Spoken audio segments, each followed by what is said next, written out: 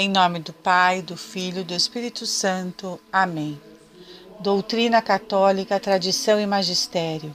Meditação. O perigo da tibieza e o sacramento da confissão. Quem quiser ser santo tem que vencer a tibieza. Deve desprender-se das criaturas, vencer as paixões, vencer-se a si próprio, amar as cruzes e sofrer muito. Nenhum santo alcançou a perfeição sem um grande desejo de chegar à santidade. E para chegarmos à santidade, necessitamos de vencer nossa tibieza. Não és nem frio nem quente, oxalá foras frio ou quente, mas porque és morno, nem frio nem quente, começar-te-ei a vomitar da minha boca. Apocalipse 3, 15 e 16. Quantos desses infelizes estão agora queimando no inferno? Coloquemos agora mesmo as mãos em nossa consciência. Somos nós, porventura, uma dessas almas tíbias e imperfeitas? Estando nos expondo ao perigo da condenação por termos caído numa vida tíbia e negligente? O tíbio se contentará com o pouco que faz por Deus, mas não se dará por contente o Senhor, que o chamará à vida perfeita. Desgraçados de nós, que chamado à perfeição fazemos as pazes com nossos pecados. Nos ensina o grande São João Maria Vianney, o cura d'Ars. Como no momento da morte havemos de lamentar o tempo que tivermos dado aos prazeres, às conversas inúteis, ao repouso em vez de o termos empregado na mortificação, na oração, nas boas obras, em pensar na nossa pobre miséria, em chorar os nossos pobres pecados. É então que vemos que nada fizemos para o céu. O católico tíbio não ousa voltar as costas por completo a Deus, mas também não se incomoda com os pecados veniais, caindo em 1000 faltas todos os dias, como impaciências, mentiras, murmurações, gulodices, imprecações, apatias, loquacidade, curiosidades, vaidades, apego às honras, à boa fama e vontade própria. Não dá importância a estas imperfeições e não pense em se corrigir delas. Antes estivesseis frio ou quente, mas porque estás tépido, e nem frio, nem quente, começarei a vomitar-te de minha boca, conclui o Senhor. Antes estivesses frio, isto é, em pecado mortal, privado de minha graça, porque sentirias melhor a necessidade de auxílio. Mas porque permaneces na tibieza, morno, estás em maior perigo de condenação, aproximando-te cada vez mais, sem te aperceberes, da queda do pecado mortal, da qual dificilmente te erguerás. Na nossa vida espiritual deve ser fervorosa. A primeira resolução que devemos ter é empregar todos os nossos esforços para nunca cometermos um só pecado premeditado, por menor que seja, ainda que nos custe a vida. Deus nos socorrerá com sua graça se nos violentarmos e nos esforçarmos. O nosso amor a Deus deve ser acima de tudo. Donde qualquer apego às criaturas não só impede o nosso progresso espiritual, mas além disto, por causa de hábito de pecados veniais, as luzes e forças da alma tendem a diminuir. O pecado venial deliberado e não combatido, embora não destrua a caridade, opõe-se-lhe, diminuindo seu vigor e impedindo seu desenvolvimento. Quando esses pecados veniais se cometem habitualmente, diminuem a tendência da alma para Deus, aumentando pelo contrário a tendência para a satisfação egoísta de si própria para as criaturas. Assim a alma perde pouco a pouco a sensibilidade quanto à ofensa a Deus e chega a um estado de alma que se chama tibieza. Tibieza é, portanto, uma espécie de sonolência em que a alma quer evitar o que é pecado mortal, mas não o que é ou parece pecado venial. É um relaxamento espiritual que amortece as energias da vontade, inspira horror aos esforços e conduz assim ao afrouxamento da vida cristã. A tibieza tira o seu nome de um fenômeno que todos conhecemos. Quando se tira do fogo a água que ferve, esta perde aos poucos o calor E quando já não está mais quente e ainda não está fria, então está morna, tépida, tíbia. Esta palavra aplica-se perfeitamente à alma. Enquanto está bem unida a Deus por um amor forte e ardente, então a alma é quente, fervorosa. Mas à medida que se afasta de Deus e se orienta para as criaturas, perde o calor. Se ainda não chegou ao estado de tibieza do pecado mortal, já está morna, tíbia, em via de se tornar fria. Pela citação supra do Apocalipse, pode surgir uma dúvida. O pecado mortal é um mal absoluto, máximo. A alma fria é a que tenha cometido o pecado mortal. Ora, Deus diz, oxalá foras frio. É óbvio que Deus assim fala no sentido em que a alma fervorosa, que de repente se torna fria, ou seja, comete um pecado mortal, leva um susto como alguém que cai de uma altura maior e logo procura se levantar. É o caso do pecado de São Pedro. Mas quando a alma chega ao pecado mortal paulatinamente, isto é, cometendo habitualmente pecados veniais, chega ao fundo do poço como que se escorregando por uma rampa. Não se assusta e pode até não querer se convencer que já está no fundo, ou seja, no pecado mortal. Como dissemos acima, pelo hábito dos pecados veniais, a pobre alma vai perdendo as luzes e forças do Divino Espírito Santo e aí fica, além de fraca, cega. E neste estado de alma tem mais dificuldade em se arrepender e se converter. Podemos dar o exemplo de Judas Iscariotes. Certamente, ele não caiu imediatamente no pecado mortal. Foi caindo aos poucos. Não combateu a avareza no seu início e esta se tornou um hábito e um vício capital. Pelas palavras do próprio Deus, vemos o cuidado que devemos ter em não cair na tibieza. E se alguém constatou que está tíbio, deve procurar logo os remédios para se curar dessa tuberculose espiritual. Diz São João de Ávila, ainda que não houvesse inferno para ameaçar, nem paraíso para convidar, nem mandamento para obrigar, o justo faria o que faz pelo amor de Deus apenas. E quais são os sintomas da tibieza? Primeiro, omitir ou fazer negligentemente os exercícios de piedade. Segundo, sentir um certo constrangimento na presença de Deus, no pensamento de que não está satisfeito conosco. A pessoa não gosta de fazer visitas ao Santíssimo Sacramento e quando a faz parece que tem pressa em sair da presença de Jesus. Terceiro, a alma perde o desejo de se esforçar sempre para progredir, ou seja, contenta-se com a mediocridade. Quarto, desprezar as coisas pequenas, os pequenos atos de virtude, os pequenos deveres. Quinto, pensar mais no bem que se fez do que naquele que se deveria fazer. Sexto, comparar-se com os que procedem mal e assim achar que tudo vai bem. Sétimo, quanto às práticas espirituais, a primeira que abandona é a leitura espiritual. Oitavo, por tudo o que já dissemos, vemos que o principal sinal de tibieza é o pecado venial, deliberado e habitual. A alma fervorosa tem facilidade em se recolher e gosta de se ocupar com as coisas de Deus. A alma tíbia, pelo contrário, gosta de dar-se às ocupações exteriores, em ocupar-se de bagatelas, e isso talvez como meio de afastar o tédio. O melhor remédio para a tibieza é o santo retiro. Enquanto não puder fazê-lo, procura se esforçar para fazer exercícios de piedade. Fazer frequentemente orações jaculatórias, pedindo a Deus a graça de progredir sempre na vida espiritual, no amor de Deus e do próximo.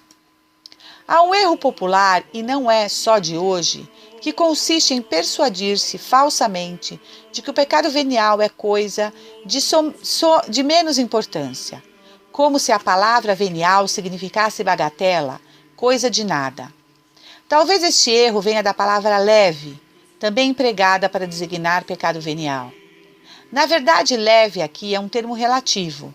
Assim, por exemplo, comparando quando a gente diz que a Terra é pequena em relação ao Sol, é claro que em si mesma a Terra não é pequena. Assim, fazendo a aplicação, dizemos que o pecado venial é leve em comparação com o mortal, mas em si mesmo É o maior mal que existe sobre a terra depois do pecado mortal. Não é difícil entendermos, pois se é pecado, ofende a Deus, que é de uma dignidade, perfeição e majestade infinitas. Daí dizer São Jerônimo: não é falta leve desprezar a Deus nas coisas pequenas. É chamado venial, de venia em latim, que significa perdão, porque significa coisa perdoável, ou melhor dizendo, coisa mais facilmente perdoável, porque o pecado mortal também é perdoável. Mas não esqueçamos que para os pecados mortais e veniais poderem ser perdoados, Jesus Cristo sofreu e morreu numa cruz. Dizem, os pecados veniais não nos privam da graça de Deus. Quem fala desta maneira está em grande perigo de ver-se um dia cair em pecado mortal e privado da graça divina. Escreve São Gregório que quem cai em pecados veniais deliberados e habituais, sem fazer caso deles e sem pensar em emendar-se, nunca para no sítio em que caiu, mas afinal cairá no precipício. As enfermidades mortais não provêm sempre de graves desordens, mas de muitas desordens leves e continuadas. Do mesmo modo, a queda de certas almas em pecados graves muitas vezes provém do hábito de pecar venialmente, pois este torna a alma tão débil que, quando assaltada por alguma tentação mais forte, não tem força para resistir e cai. O pior é que, às vezes, não só atrapalhamos a ação da graça com a nossa fraqueza, mas nos afastamos de Deus e, pelo pecado mortal, perdemos em nossa alma a graça santificante recebida do batismo. E o batismo só se recebe uma vez. Temos então o sacramento da penitência, confissão, que foi instituído por nosso Senhor Jesus Cristo quando disse aos seus apóstolos: recebei o Espírito Santo. Aos que vós perdoardes os pecados, ser-lhes-ão perdoados, e aos que vós os retiverdes, ser-lhes-ão eles retidos. João 20, 22, 23. Assim o dispôs Cristo, nosso Redentor. A absolvição sacramental, porém, só é válida quando o penitente está verdadeiramente arrependido de seus pecados, com firme propósito de emenda. A remissão dos pecados sempre se verifica por meio de uma purificação real e interna. O desaparecimento dos pecados leva à santificação interior. Quantas coisas não se fazem, mesmo à custa de sacrifícios para o bem corporal, para a saúde, para os interesses? Será que para nossa alma não havemos de querer fazer nada? Tratemo-la ao menos como o pobre cadáver do nosso corpo. Aliás, no tempo gasto com a alma, Deus o recompensa generosamente, mesmo aqui na terra. Busquemos, pois, fugir dos pecados, de todos os pecados, mesmo dos veniais, e confessá-los arrependidos. Os sacramentos é que são feitos para os homens, e não os homens para a grandeza dos sacramentos. Coragem e boa vontade, e sobretudo confiança no confessor e em Deus. Para que me confessar? Porque Deus assim o quer. Porque você tem necessidade disso. Porque é só mediante a confissão que obteremos o perdão e a verdadeira paz de espírito. Porque os pecados são punidos com penas eternas. Riam-se e neguem a vontade, que nunca conseguirão destruir o inferno e a eternidade, Deus e sua justiça, a alma e a sentença que a espera. Para que se confessar? Porque vocês têm necessidade de ouvir palavras de um amigo que lhes diga toda a verdade, sem rodeios, sem enganos. Porque longe da confissão, vocês acabarão tendo uma morte desgraçada e uma eternidade infeliz. Não me confesso porque não tenho confiança nos padres de minha paróquia. Seja, mas por que não procuram outros? Muitos o fazem por ocasião de festas, feiras, mercados e voltam para casa satisfeitos e felizes. Para arrancar um dente, vocês são capazes dos maiores sacrifícios. Procedam do mesmo modo para arrancar os pecados. E se lhes acontecesse uma desgraça, se adoecessem gravemente e repentinamente, o que fariam? Será que haveriam de querer morrer assim sem sacramentos? Ou ainda pior, com sacramentos mal recebidos? Afastem, pois, esses temores de criança, a salvação da alma antes de tudo. Ou então vocês querem ir para o inferno, para toda a eternidade? Querem, em troca de míseras satisfações, continuar a injuriar a Deus e a causar pesar a Jesus? Mesmo que o anjo baixasse do paraíso para dizer coisas contrárias ao Evangelho e, portanto, contrárias à confissão, não creiais nem no anjo. Assim você será sempre um bom cristão, e é o que lhe desejo de todo o coração, porque a confissão é a vida e a luz. A confissão não é apenas um sacramento no qual são perdoados os pecados, mas é o sacramento que, perdoando os pecados, devolve a graça. A presença da graça é incompatível com a presença do pecado. Até que não confesse todos, não é possível ter a graça. A graça é um certo esplendor divino que envolve a nossa alma. É uma irradiação de Deus em nós. Entre os seus maiores efeitos está a presença pessoal de Deus no nosso coração. A Sagrada Escritura relembra: a sabedoria, aqui sinônimo de Deus, não entra em uma alma que realiza o mal, nem habita um corpo oprimido pelo pecado. Sabedoria 1:4. A graça é um certo esplendor divino que envolve nossa alma. É uma irradiação de Deus em nós. Entre os seus maiores efeitos está a presença pessoal de Deus no nosso coração. A Sagrada Escritura relembra: a sabedoria, aqui sinônimo de Deus, não entra em uma alma que realiza o mal, nem habita um corpo oprimido pelo pecado. Sabedoria 1:4. É verdade que diante de você haverá tantos pecados para confessar, mas o sacerdote não pode realizar adequadamente sua tarefa de médico e também juiz se não conhecer inteiramente a situação de sua alma. Por isso é necessário confessar todos, ao mesmo confessor, na mesma confissão. Se você ver alguns dos mandamentos, é fácil ver onde você tem pecados graves e confessá-los em um curto espaço de tempo. Você dirá àqueles que lembrar após ter feito um bom exame de consciência. Se esquecer algum, este será absolvido, junto com os outros. Permanecerá em você o dever de confessá-lo em uma confissão posterior, quando dele se lembrar. No entanto, permanecendo na graça, poderá comungar. João Paulo II lembrou: a confissão individual e íntegra dos pecados, com a absolvição igualmente individual, constitui o único modo ordinário com o qual o fiel, consciente do pecado grave, é reconciliado com Deus e com a Igreja. Fonte Reconciliato et Penitentiae 33. Logo, a alma terá finalmente liberta de tantos pecados. A coisa mais agradável a Cristo que uma alma pode fazer é recebê-lo muitas vezes na Santa Comunhão.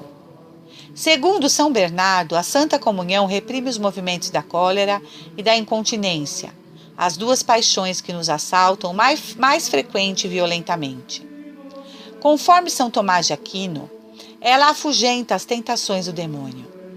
São João Crisóstomo diz: a Santa Comunhão cria em nós uma forte propensão à virtude e uma grande prontidão em praticá-la, procurando-nos ao mesmo tempo uma grande paz, tornando-nos fácil e deleitável o caminho da perfeição.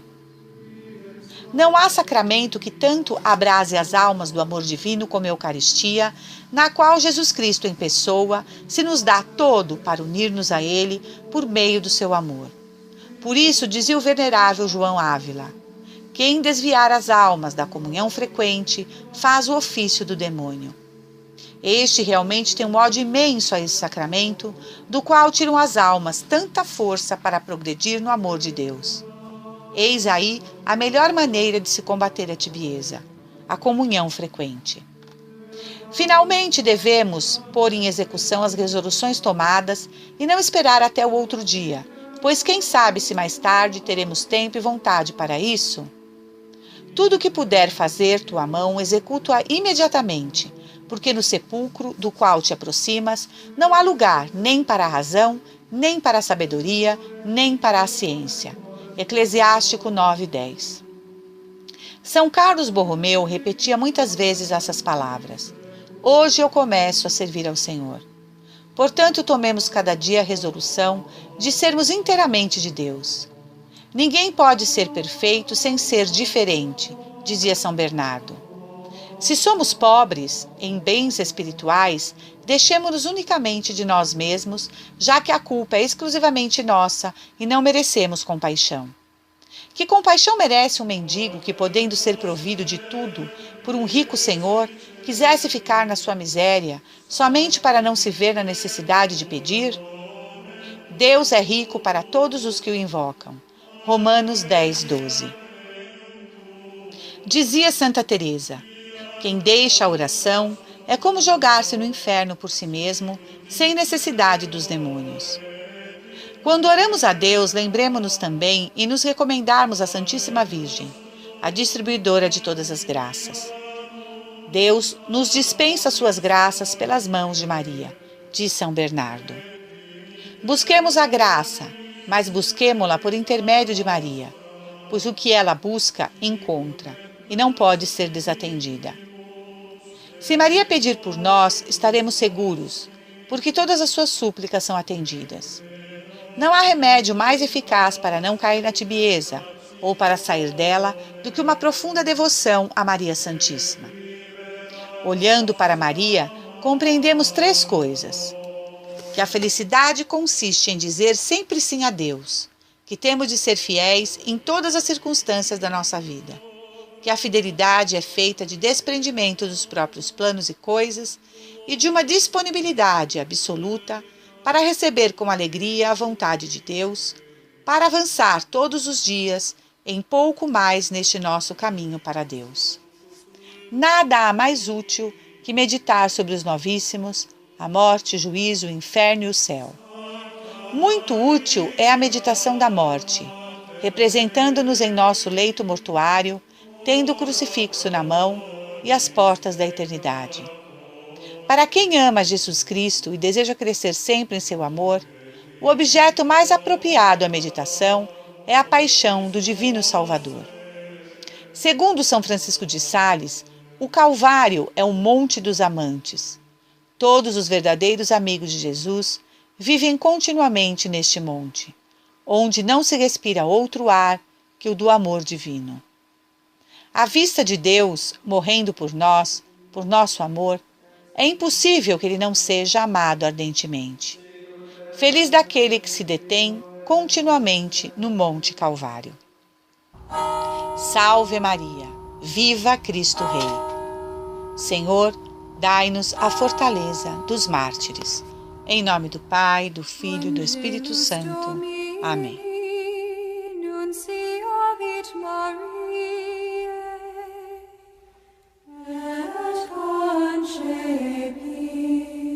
Spiritus Sancto. Ave Maria, gratia plena Dominus tecum, benedicta tu in mulieribus, et benedictus fructus ventris tui, Iesus.